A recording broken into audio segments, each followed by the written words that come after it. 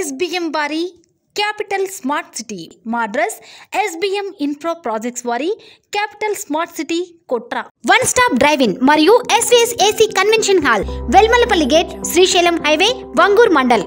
Welcome to Mee TV news. నేను మీ Chaitanya Jyothi. Motivate, educate, entertain.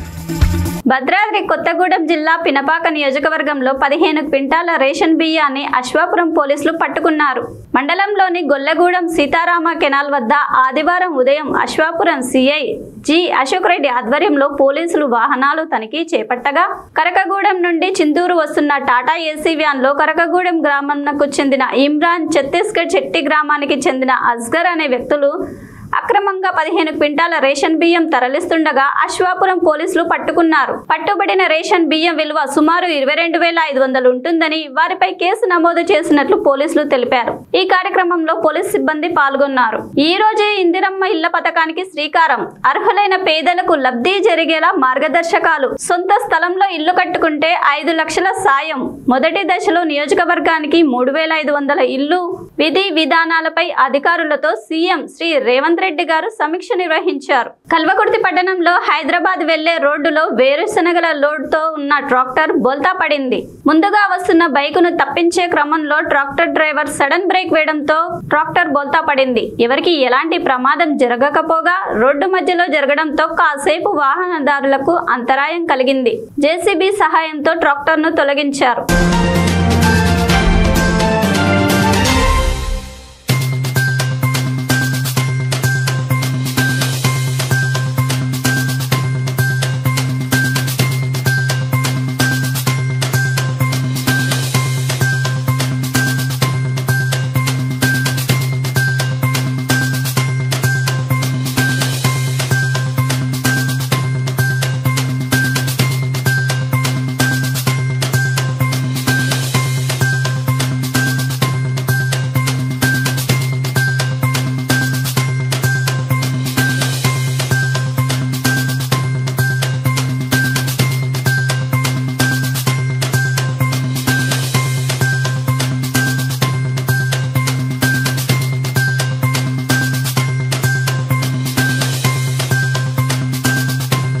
For watching.